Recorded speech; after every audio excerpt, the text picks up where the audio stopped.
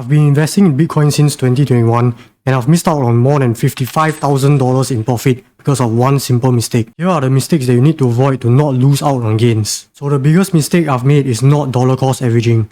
If you don't know what dollar cost averaging means, it basically means investing your money into an asset in regular intervals. So the red arrows represent the times where I bought Bitcoin. I started buying Bitcoin on January 2021.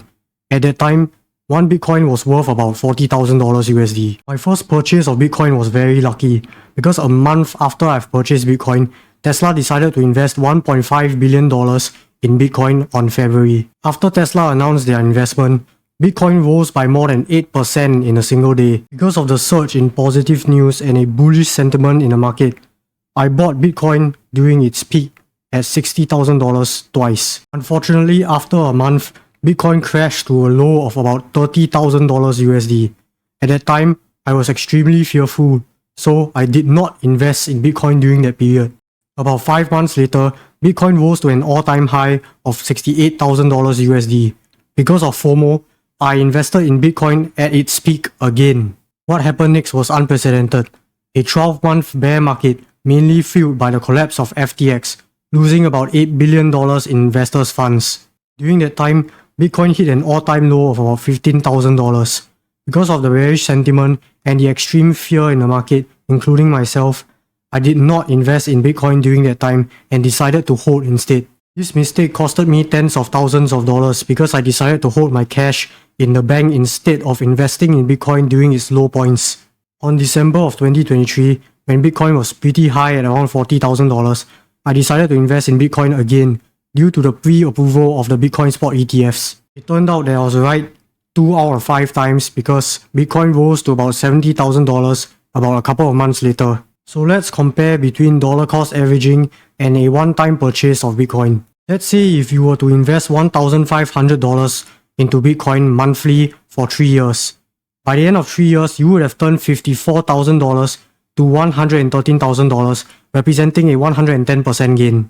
On the other hand, if you were to make a one-time investment of $54,000 in 2021 when Bitcoin was at $60,000, you would have made an exit amount of $60,000 when you sell Bitcoin today. So, if you were to compare between the two investment strategies, the one on the left, which is trying to time the market, will get you an 11% return.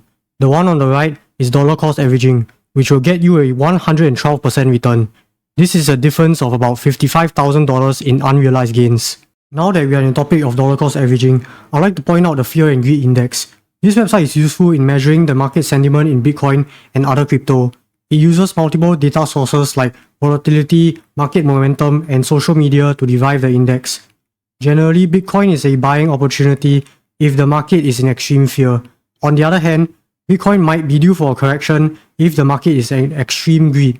By dollar cost averaging, you can mitigate your emotions as a whole. So how do you dollar cost average? Coinbase has a feature where you can invest in Bitcoin daily, weekly, twice a month, or monthly. If you don't know how to use Coinbase, I made a tutorial on how you can use the exchange. The link is in the description of the video. The second mistake is keeping your Bitcoin in a single crypto exchange. This makes your wallet susceptible to theft, hacking, and breaches. The best method would be to store your Bitcoin in a hardware wallet like Ledger. You can also store your Bitcoin in a software wallet like MetaMask, but it's also prone to being hacked.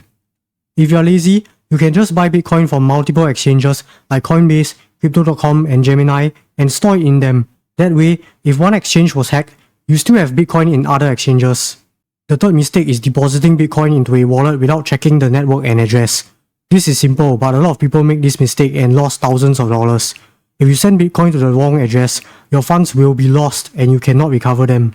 To avoid this, make sure to select the right coin and network. Secondly, double check the address before sending Bitcoin. It's also recommended that you send a test deposit to the other wallet first, like $10 worth of Bitcoin, before you make the actual deposit.